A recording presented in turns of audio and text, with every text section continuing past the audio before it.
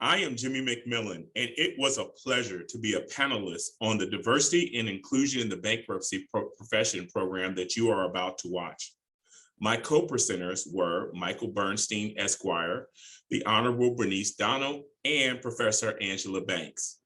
As Senior Corporate Counsel and Chief Diversity Officer for Penske Entertainment, which is comprised of the Indianapolis Motor Speedway, the NTT IndyCar Series, and IMS Productions, it is my personal mission to encourage everyone to pursue their dreams, whether it is as a lawyer, a bankruptcy professional, or a race car driver. Thank you for joining us for this YouTube session. Our program, Diversity and Inclusion in the Bankruptcy Profession, was part of the 95th Annual Conference of the National Conference of Bankruptcy Judges. Let me start with a little bit about the program. Beyond discussing issues related to systematic bias, this session discusses approaches to challenging the status quo and addressing issues of diversity and inclusion. These experts provide viewers with concrete, actionable knowledge on how to approach creating a welcoming workplace.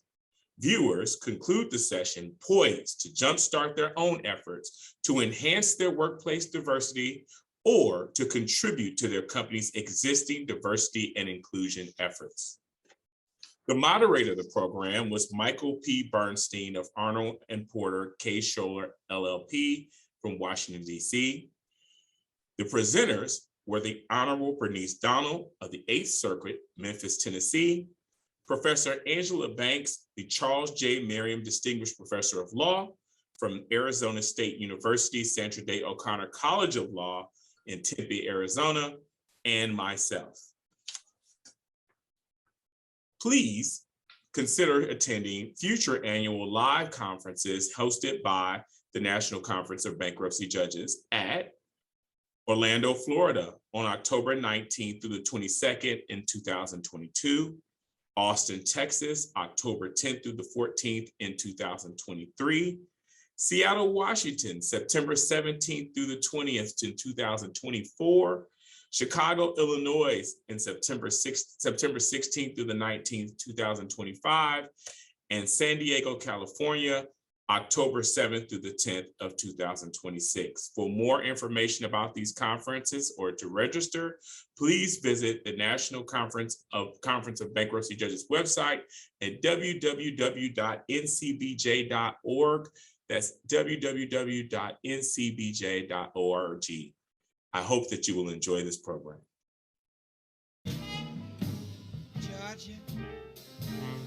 Good afternoon, everyone.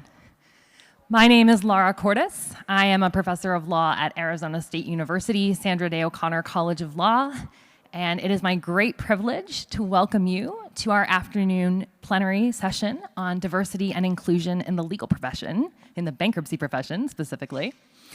And without further ado, I would like to turn things over to our moderator, Michael Bernstein. Thanks. Good afternoon, everyone. So my name is Mike Bernstein. I'm a bankruptcy and restructuring partner at Arnold and Porter in Washington, D.C.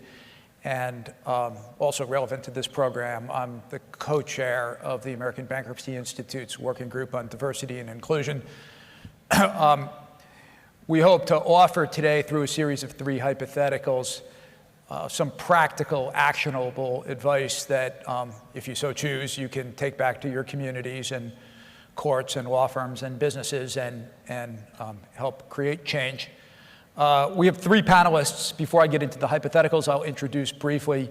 All 3 of them have incredible wisdom and judgment on and experience on issues of diversity, equity, and inclusion, both from a scholarly perspective and also from a lived experience perspective. So I think you'll find the program worthwhile. First, we have to my left the Honorable Bernice Donald. Judge Donald sits on the United States Court of Appeals for the 6th Circuit and previously served as a United States District Court judge, and before that a United States Bankruptcy Court judge, and before that a state court judge. Next to Judge Donald is Mr. Jimmy McMillan. Mr. McMillan is Senior Counsel and Chief Diversity Officer at Penske Entertainment, which includes, among other businesses, the Indy Speedway that many of you will be visiting later this evening, for those of you who are here in person. He was previously a litigation partner at Barnes & Thornburg and is also president of the Indianapolis Bar.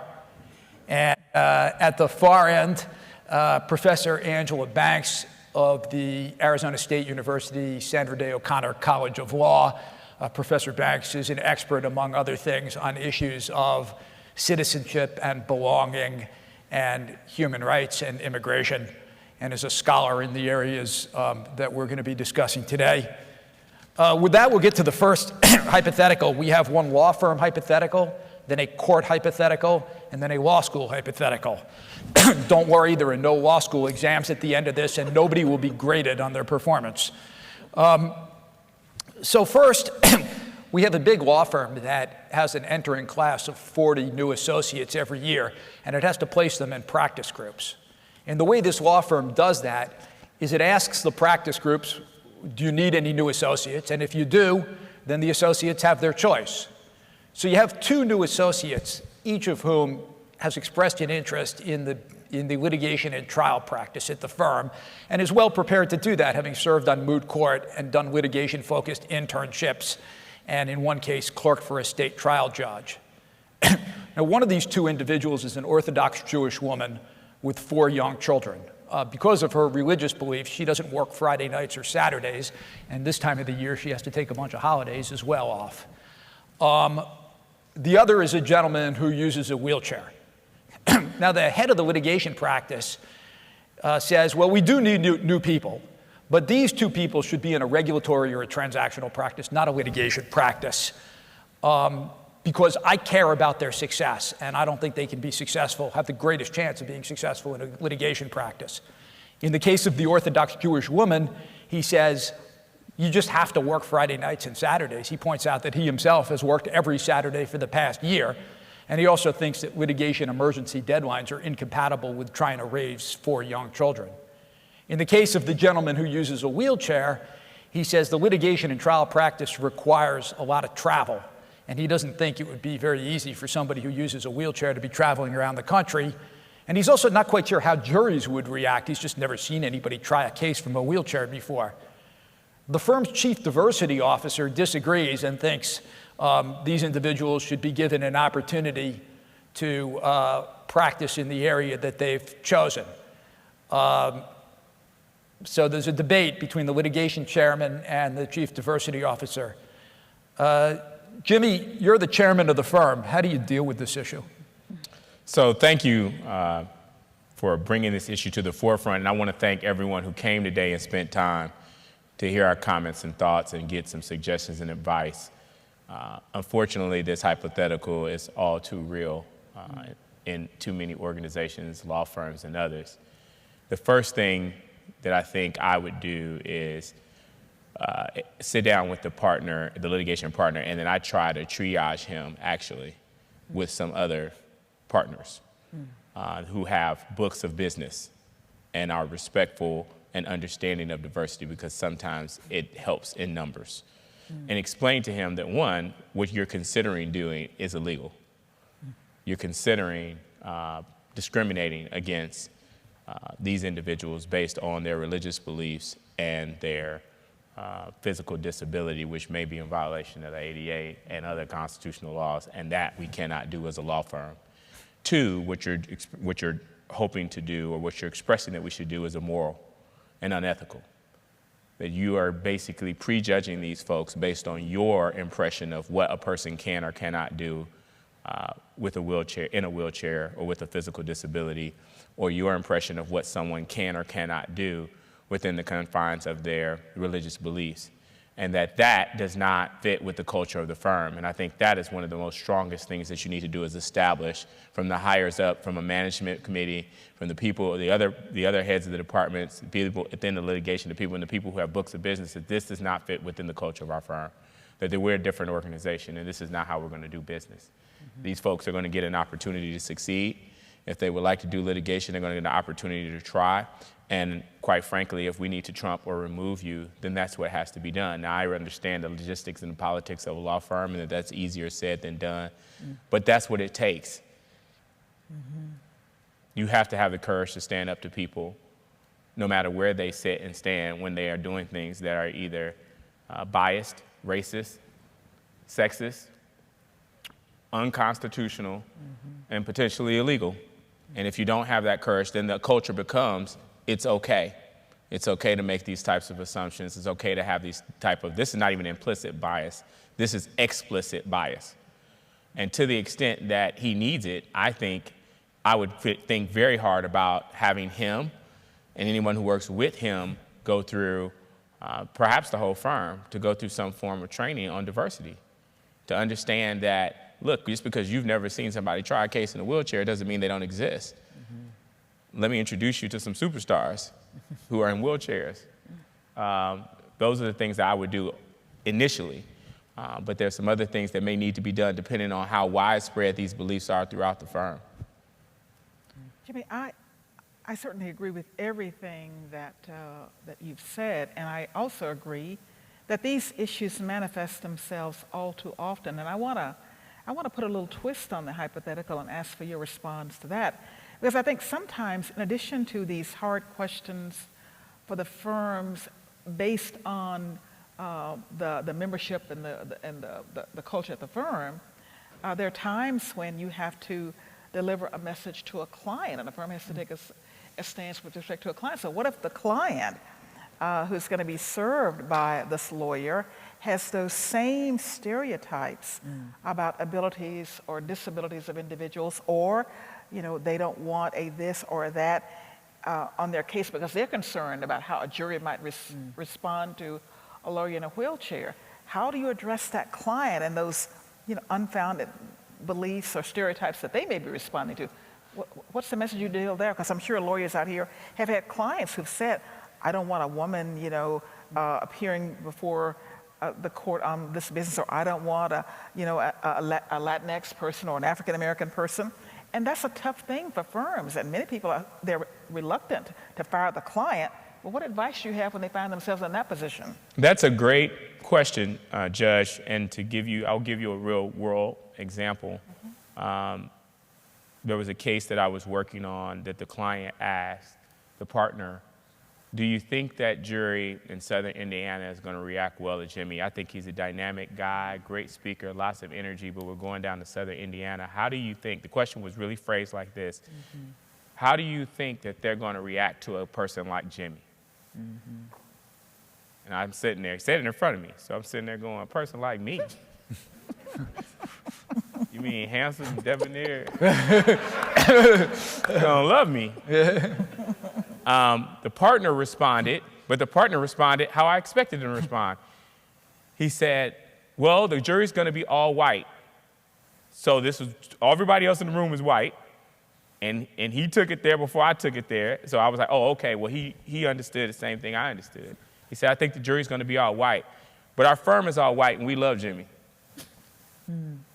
And I think, he said, I would rather have Jimmy in front of that jury than me. And he backed me. Great. He just simply diffused it and said, I've looked at his body of work. To say, well, this person is not going to be able to survive at our firm because she can't work Fridays and Saturdays, but somehow she made it through law school and she had the grades and the ability to get into this firm and be hired by this firm. So what makes you think she's not going to be successful? Sometimes you have to back people who've already proven and shown their ability. And you have to have the courage to say, you know what?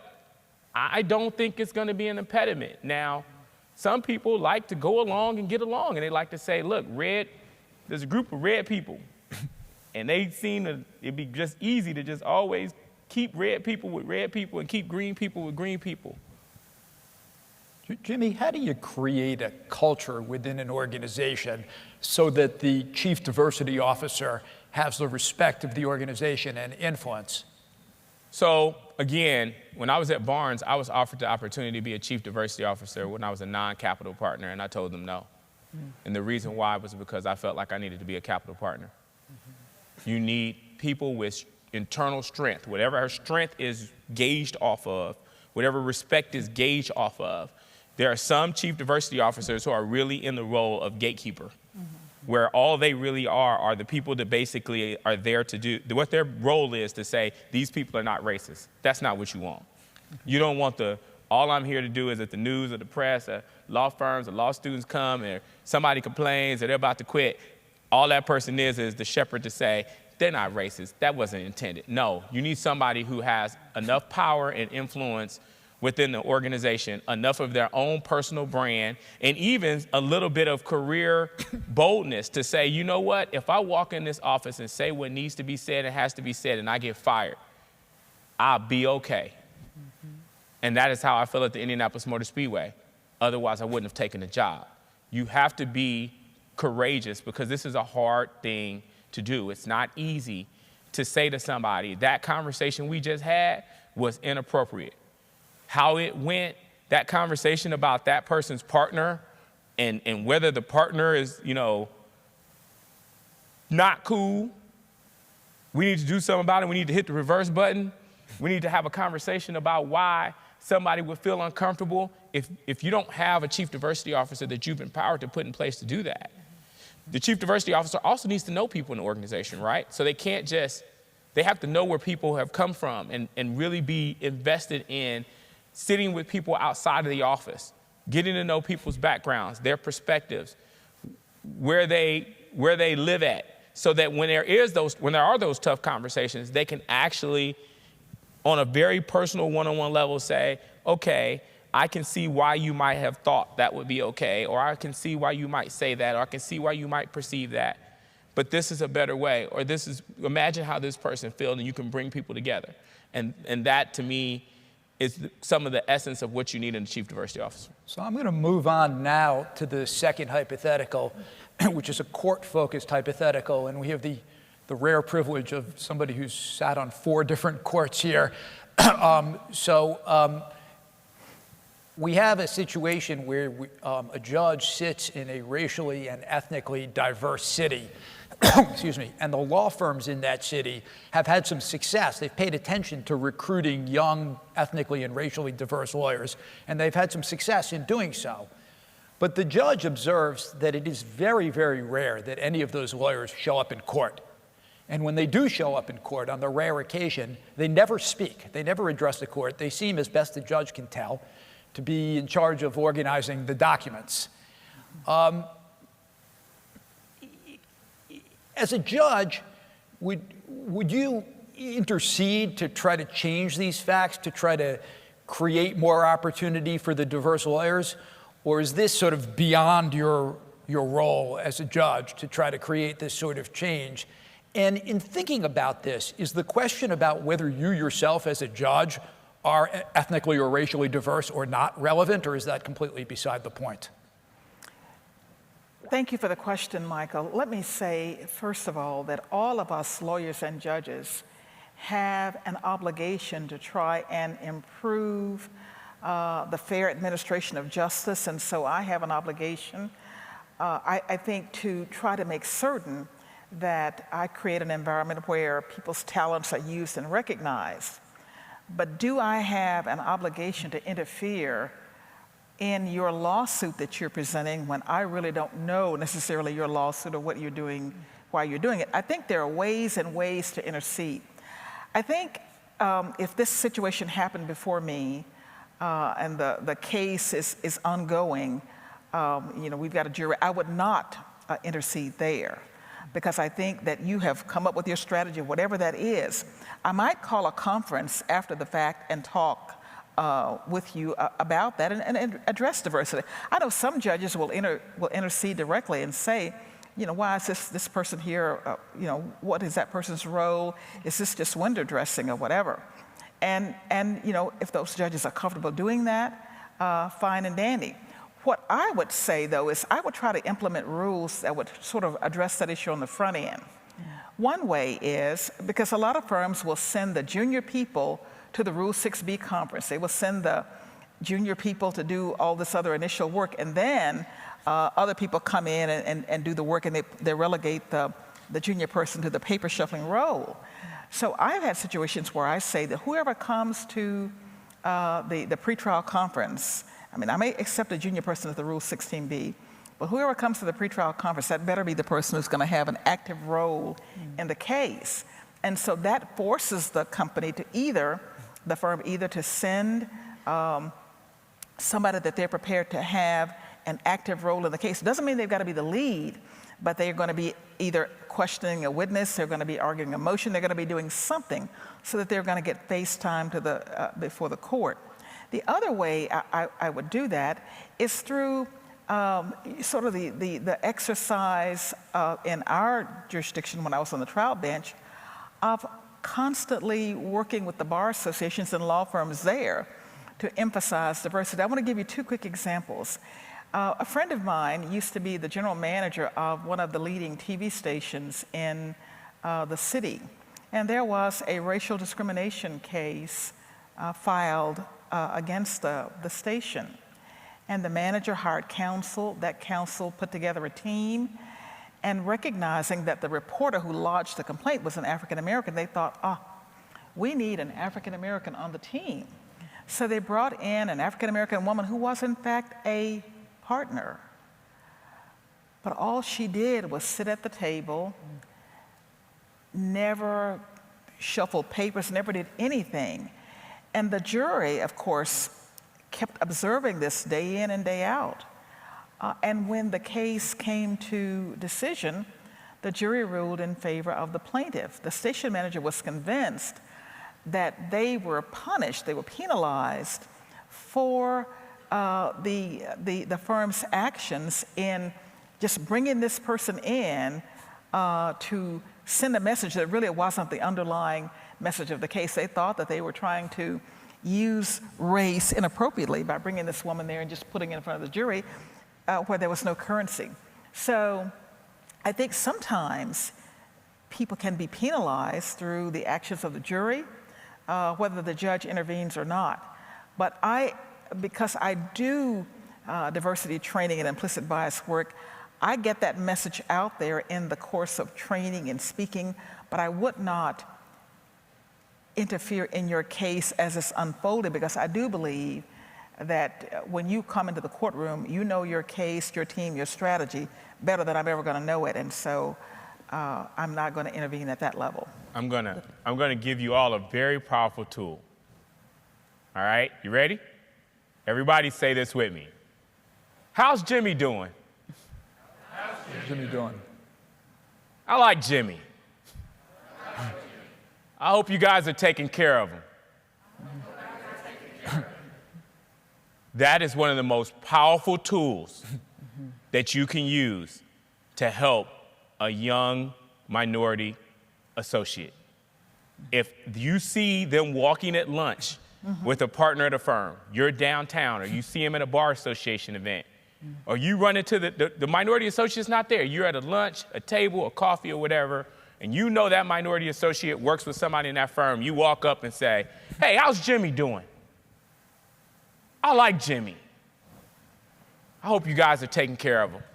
And you can't imagine how much power becomes out of the fact that they know that somebody in the community, as powerful as you are, especially if you're a judge, especially if you're a partner, especially if you're a client, just knowing that somebody cares. You know who serial killers kill? They take kids that nobody cares about. And too often, minorities are the person that is walking along and nobody cares about it. When white people show that you care about me, that you know who I am, you know my name, you know what I'm about, and you vouch for me to my folks, they come back and they go, hey, do you know Judge Dom? She says she knows you. I didn't know she knew you, Jimmy. And she cares. Good point. Next time I go, I want you to work on this case and this file next time we go. My God, you know everybody. You know everybody, Jimmy. It is those three phrases. If you want to do something, try using those three phrases with any person that you call yourself a mentor or an advocate. Try going around and start asking, how is my person that I'm invested in doing? Are you taking care of him? Do they need anything?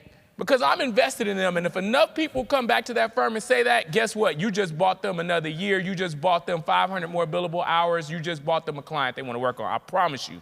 And what you're pointing out, Jimmy, is the role of networks in the success in law firms and in a lot of legal environments and employers. And so that's one thing that we can all do individually to assist in ensuring the development and the retention, really, of underrepresented lawyers.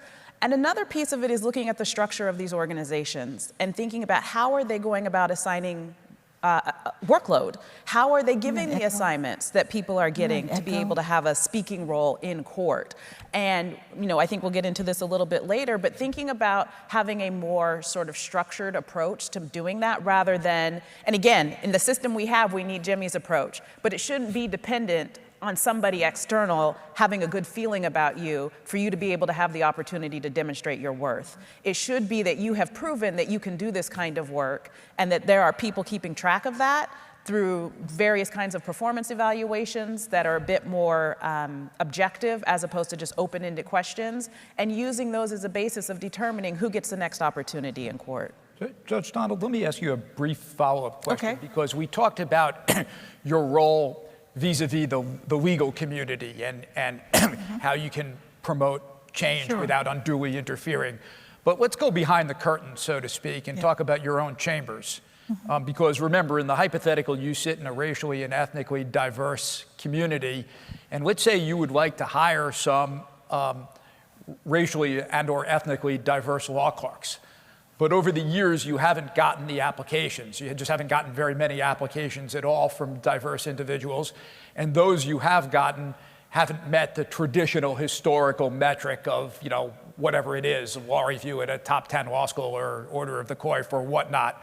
Do you just take the applications that you get because that is what it is? Or is there something you can do or should do proactively to try to recruit diverse law clerks? Now, here's something that the reality is I don't have a problem. I get so many people who are diverse and otherwise applying, but I also know that there are networks of judges around the country who get many applications, and I would ask other judges, but I would also ask minority lawyers, you know, people who have worked for me, minority lawyers. They know what I'm looking for. They're always screening and sending me names. So I would talk to, and let me beg forgiveness right now, because minority is not what you should use. There's baggage, there's a power-laden aspect, but I would ask lawyers of color, judges of color, for recommendations. And, you know, if I have a history of hiring, I'm gonna get the applications.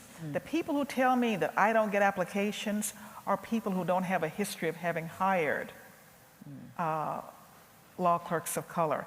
And we in the federal system are pretty bad about this. If you look at the demographics of our clerk hires, they're woefully inadequate.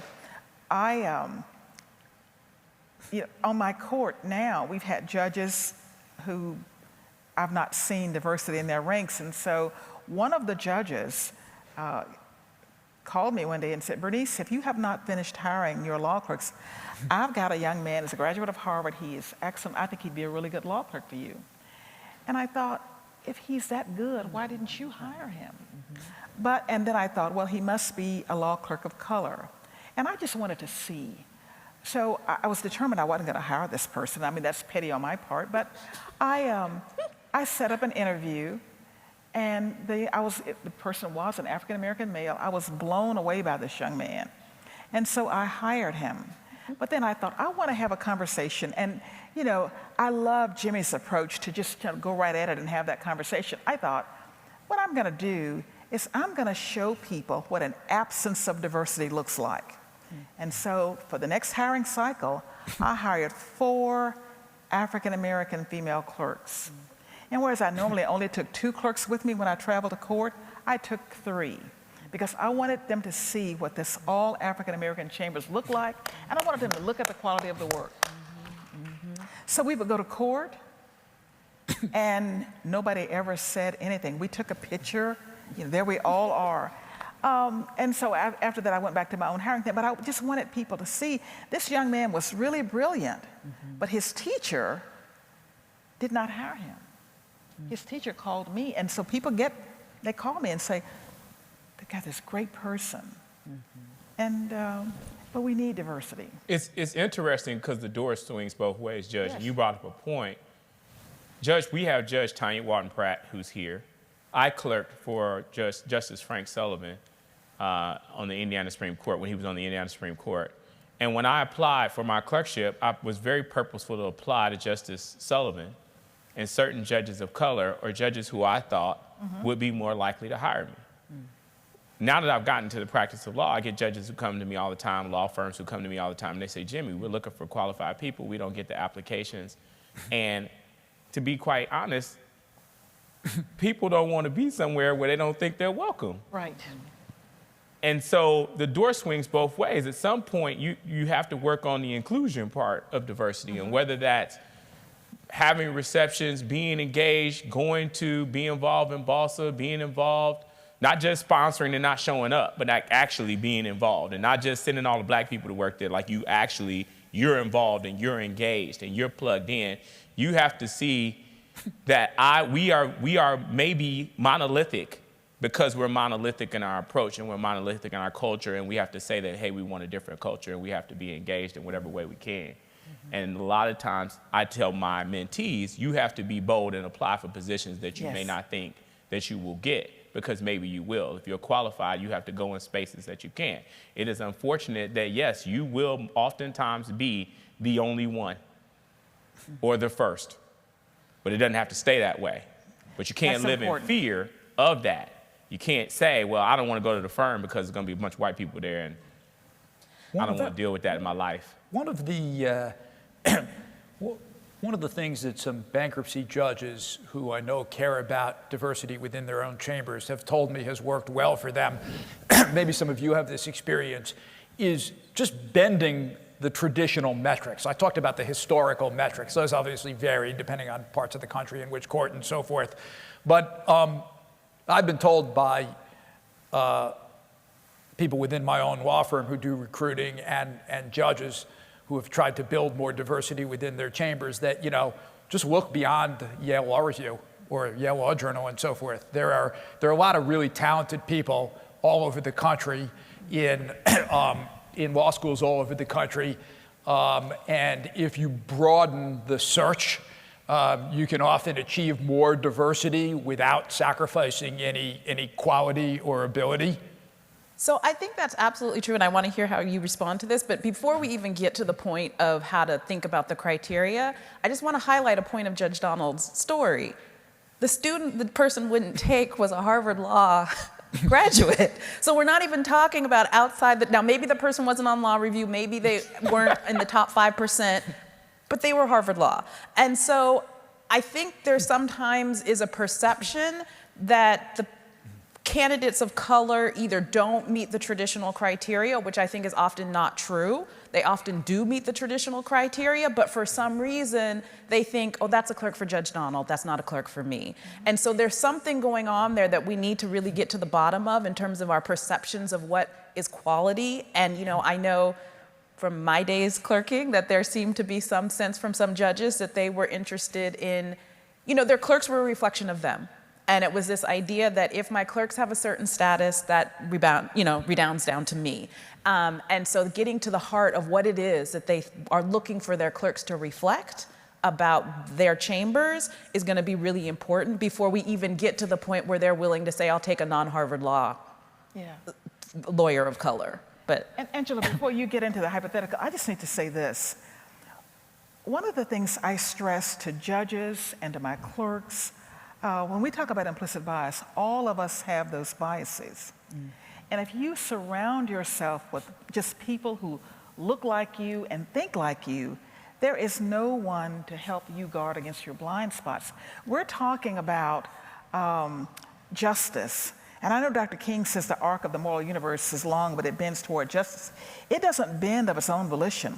It only bends of people of goodwill, people who care about justice for all, push and pull and bend that arc toward justice. And if we go in there with only people who hold certain views or have stereotypes about others, then the quality of justice is going to be imperfect. We're not going to get there. because we don't have those other inputs, those other experiences, because all of this law, it's not black and white. It's all filtered through the lens of lived experiences. And there are a lot of people out there with lived experiences that folks who sit in the ivory towers of the academy or the courts don't have the benefit of. So we need to have diverse clerks with diverse lived experiences. Absolutely. Let me turn to a law school hypothetical. Another place that issues of opportunity are predominant. So we have a law school that has a number of employers come to interview for associate and summer associate positions every year. And the law firms pre-screen resumes. That is, there's only a certain number of slots, and they read the resumes and they decide who they're going to interview. And you, Professor Banks, have noticed over a period of years, as have others in the law school community, that African American students don't seem to have gotten as many interviews as white students have. And more troublingly, those resumes that suggest the individual's race, that show that the individual or suggest that the individual student is African American, seem to be getting even fewer interviews. The Black Law Students Association comes to you and says, eliminate the pre-screening. Assign the law firm can interview 20 or 30 or 40 people, however many they're going to interview, but they should randomly be assigned people to interview so that everybody will be getting equal opportunity on a random basis. The law firms and other employers object to that. They tell you that what they're pre-screening for overwhelmingly is very high GPA and journal service, and that they simply don't hire people without those criteria, so it's just like a waste of everybody's time to be interviewing people who have no chance of getting hired. Now you, Professor, you value your relationship, the law school's relationship with the local employers, but you'd also like to create more opportunity and more equity and equality. How might you go about this in the law school? So this is a really great question, and I think it raises the broader issue of hiring criteria. What are the criteria by which organizations are using to determine who they are going to give summer positions to or sort of full-time, long-term employment? And what's really interesting here is that it's not uncommon for employers to focus on law school rank, GPA, law review, and a couple other what I call shiny baubles. And what's interesting is that there has been a fair amount of research to look at what is the correlation between those criteria and long-term success, particularly in law firms, like mid-level associate success. It's like Moneyball for law firms. And the research shows that, in fact, most of it doesn't matter. It is not correlated with actual success at the law firm. The one criteria that traditionally gets used that has been shown to be correlated is GPA and writing a student note that gets published. So not law review membership, not even writing the note, but getting a note that's published, because on many law reviews, there's a competition for that piece of it. And so what this suggests is there's an opportunity to have some education for law firms that are coming to the school to hire, to have them do some deeper dives in terms of understanding who are the people that actually do well at your firm. What is it that you are looking for your associates to do? What are the criteria by which you use to measure success? And then backing up from there to figure out, are the criteria that you're using to pre-screen candidates actually correlated to that kind of success? Because much of the research will show that your emphasis on law review and law school rank is not actually useful at all. In fact, I just brought my notes with me so I wouldn't forget, but things that actually do show to be helpful in that correlation are things like a military background, prior to law school having blue-collar work experience, and what I mentioned before about publishing a student note. And whether those things go to tenacity, to work ethic, to other factors that are sort of, again, this is correlated, not causation, it's recognizing that it's not actually where you went to law school or whether you made law review that is going to determine your success in the law firm. So helping law firms get a better understanding of that, being a law school to the extent that we can help with any research that would help them uncover in their own organization what are the correlated factors to success, but I think that would be the important point. Are people open to being persuaded? So this is really interesting. So there are some law professors that started this work, maybe 15, 20 years ago. And law firms were excited about it. They did the internal research. They found these results and they said, oh, we can't present this to the partners. Because there was a concern of how do you tell the partners that, in fact, everything you think about who we should be recruiting is actually not going to help us recruit the most successful associates. But times have changed. And I don't know if that's because we as a society have gotten more comfortable with the idea of data and data-driven analysis. But there is an increasing use of this kind of strategy by law firms. Yeah, I served on our recruiting committee at Barnes for 12 years. And I can tell you that it's very difficult for those of us. I don't know how many people in here serve on a recruiting committee. Anybody? So if you've never experienced it, what happens is the recruiting chair hands you 300 resumes or 250 resumes before you go to the law school and says, okay, we want you to pick 20 or 25 to go talk to. And then one of the things is the grades are the easiest to do. You know that you can sell that I picked these people because they all have above a 3.5. Or if when times were lean and you only were going to hire 2 people, they all got a 3.8. It's just the easiest cutoff point. And then you get into some of the other intangibles. But I know if I go below the grades, there was a period of time, probably before 08, where we were taking chances and bringing in folks who didn't have the 3.8 and some of them had 3.0s. And then what you found is you brought them into bad situations. Because if your culture is grades and everybody drinks the Kool-Aid of grades, that person is marked before they even hit the door. And the minute they make a mistake, it's, oh, well, we should have known that because look at their grades, look at their GPA. Whereas somebody else can make the same mistake who has a 3.8 and 3.9, and what they'll say is, he must be so overworked and so stressed. I mean, he's a genius. There's just no way he would have made that mistake. And that's what happens when you do that. So there were people who internally, including myself, who said, we're not going to do that anymore. We've got to bring in people who fit the culture. If the culture is grades, I'm sorry, Tyrone, Tracy, Tanya, I can't get you in unless your grades hit this number, because we're going to have to fight some fights after you get in here, and I got to make sure that you don't already have one arm tied behind your back. I agree with you that some of those other characteristics are far more valuable, because I saw many people with 3.9s and 3.7s who crashed under the pressure.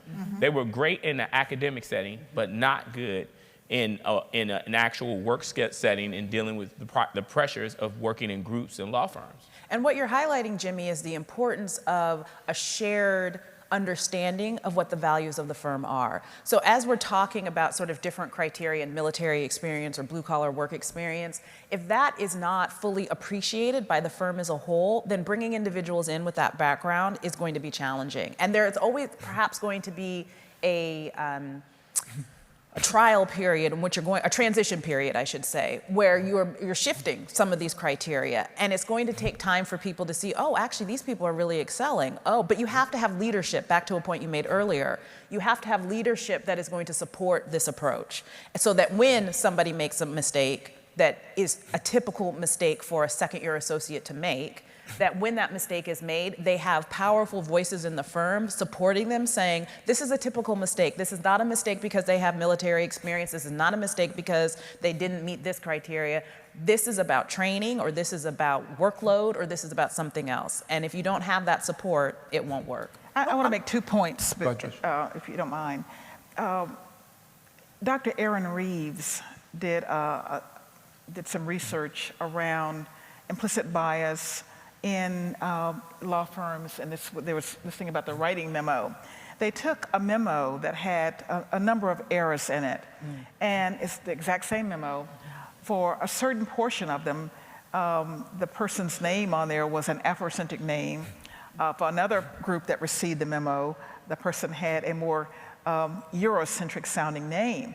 And they gave this memo to a group of diverse partners and asked them to rate the memo.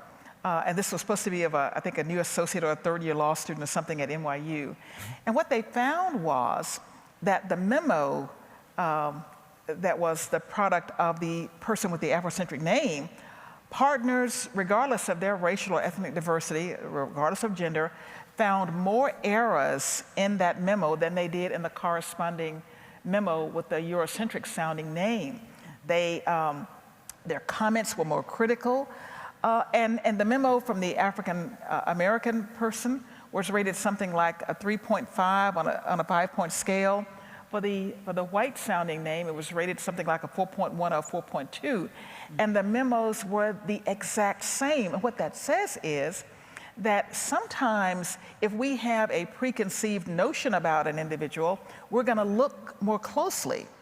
If we believe that that person has a perception of competence, we will actually scan over certain things. We don't see them because we expect a certain product and we just sort of scan it.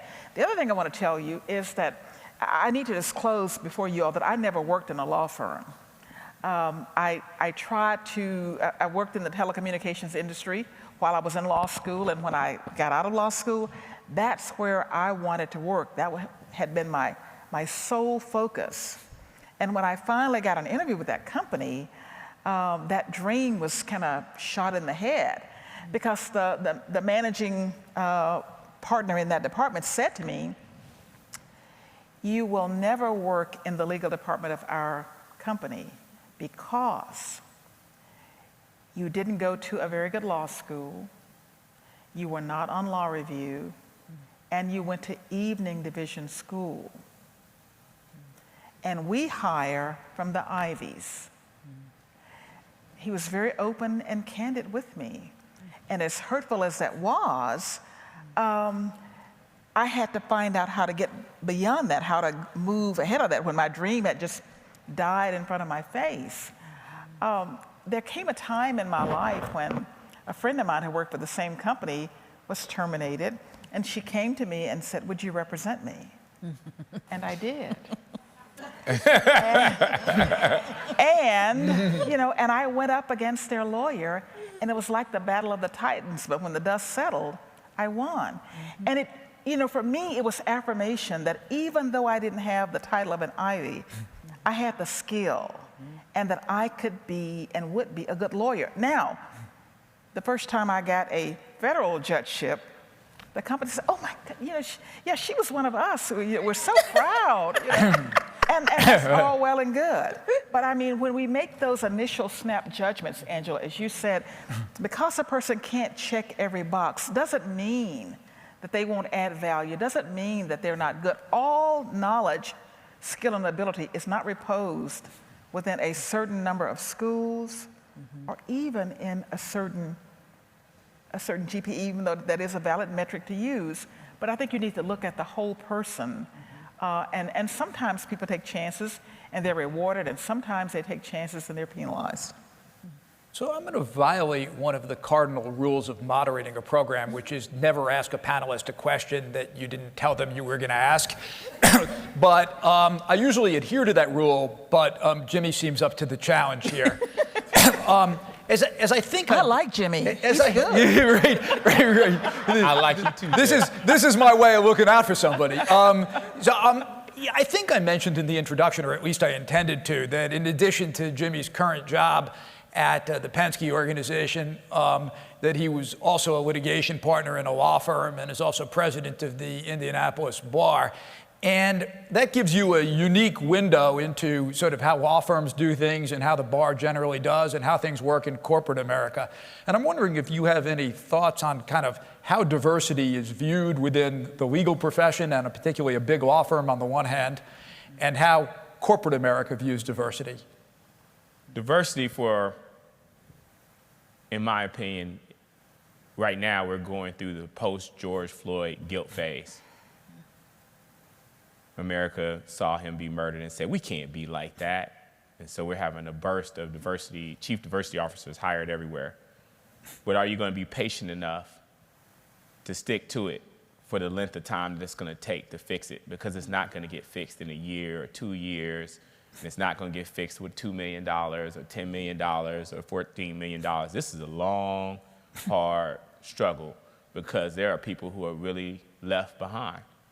How is diversity viewed in a law firm? To be honest with you, does it make me money? Are we going to bring in people of color? Are we going to bring in women, and are they going to somehow match up with the desires of our clients or match up with some client and bring in some cases and bring in some work, which I don't begrudge you because that's what law firms are about. They're about making money. And it might be the right thing to do, but it's really nice if you could go to that NBA conference and come back with some clients, then we really support your diversity efforts then. It's about making money. In corporate America, it's about ROI, return on investment. It's about winning. It's about producing. And to be honest with you, it's a struggle as a person who's the chief diversity officer because I wonder if black people and brown people are ready to just activate that now you like us and you want us and you need us and you want us to come in, but you want us to perform at the highest level. And there's been years of neglect. And so we've got to look at this, and part of my job is to make sure the opportunities are coming, to work with other folks that are willing to help, but also part of it is to slow people down and say, wait a minute now, you want me to hire 10 of the most quality black, brown candidates I can find when we've got problems in our schools, when we got people who, when COVID hit, the biggest concern was not where the kids were going to school. 25% of the kids in IPS, they were worried about whether they would starve to death. In 2020, we got bigger problems that we got to deal with first before we can get to, okay, now Judge, when you're looking at your applicants, I can tell you 25% of your 25% of your applicants are going to be people of color, and they're going to be graduates from the top law schools and all in the top 10, 15%. There's a reason why that doesn't happen, and it's not because we're all stupid or dumb. It's because we live with real life stuff. So I'm going to give you a little bit of background about me because I think Michael went to. I am from the south side of Chicago. I grew up in an area called the Wild Hundreds. When I was 15 years old, I was walking down the street. My best friend got his head blown off. My mother said, you can graduate early because I always had great grades. I grew up in a house where my father had an alcohol problem. And he used to beat up my mom, never worked. When I went to college, I went to Michigan State, 16 years old. My father tried to shoot me in the dorm. I hid out in Michigan State. I hid out in Detroit. My stepbrother brought me to IU. While I was here, my father shot my mother 3 times. I flunked out of school. I worked at Best Buy. I worked menial jobs until I got the job at Firestone, which is actually crazy how I got here. I worked my way back in school, took independent study classes because they wouldn't let me back in the classroom, paid for my student loans, got back in school, and did very well in college and everything else.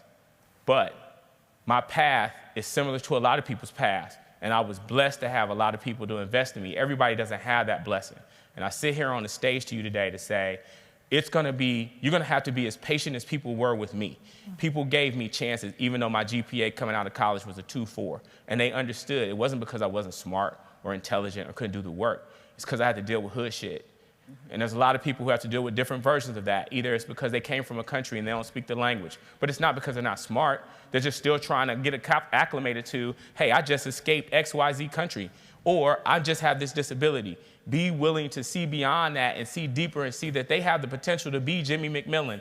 And if you've been impressed by me at all, believe me, there's a whole lot of people out there who are a lot better than me, greater than me, smarter than me, that you just took their application and you just turned it over and you just gave up a superstar. So please give them the opportunity. Give them a chance to be a star.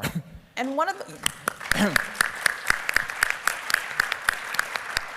I just want to add, and one of the things you can do, one of the concrete steps you can take to sort of institutionalize giving candidates like Jimmy a chance is to seriously sit down and look at your organization and say, what do we want from our successful employees? What does it take to be successful in our organization? And then work backwards from that in establishing your hiring criteria, your promotion criteria. Because oftentimes we're not actually looking at, does your undergraduate GPA matter? The Moneyball research showed that your undergraduate GPA was not correlated with your success at the law firm. Again, the LSAT predicts your first year grades, so nobody should be asking for your LSAT score after you graduated from law school. You have grades. So again, thinking about your organization specifically, because maybe the characteristics and qualities that it takes to be specific in your organization are different from another one. But really taking the time to do that work will ensure that you actually have a set of criteria that you can go out and recruit with and that you can use to promote your internally, that makes sure that you find the people that have the characteristics that candidates like Jimmy have that will then be successful in your organization. So let me close. We're just about out of time. Actually, I have to get my word in too. So actually, thank you. all of you lawyers have power, and you should be, in some measure, committed to social engineering, and that is addressing some of the kinds of problems that Jimmy mentioned. Dr. Carrie Ressler, who used to be at Emory and is now at Harvard, says that children who grow up and have to live in high violent, high poverty, high density populations express trauma. I mean, they experience trauma each and every day.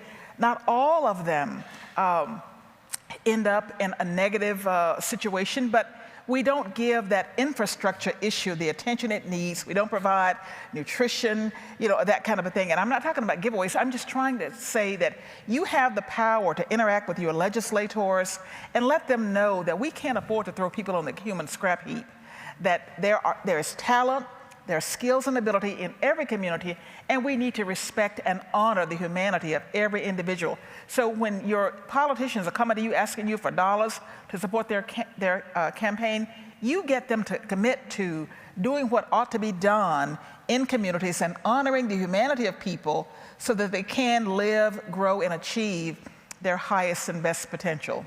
Now, Michael, to you. Thank you, Your Honor. So let me close with 2 points. One is just to thank the panel for the work that they did, and it really is kind of just as I said at the outset, these are people who have just incredible insight and wisdom on these issues. If you have not had a chance to read Judge Donald's article, which is in the written materials, it is one of the single best articles on diversity, equity, and inclusion that I've ever seen, and I commend it to you. Finally, as I mentioned at the outset, this is a little plug. As I mentioned, I'm co-chair of the American Bankruptcy Institute's working group on diversity and inclusion. We have gotten terrific ideas about how to build and promote diversity, equity, and inclusion within the bankruptcy and restructuring profession from people at panels such as this reaching out to us. Some of our best ideas have come from people who I've never met before reaching out. If you have ideas about how we can work together to build and promote diversity, equity, and inclusion within our profession, please feel free to reach out to me, and I will pass along your ideas, and we can work together to be agents for change. Thank you for your time.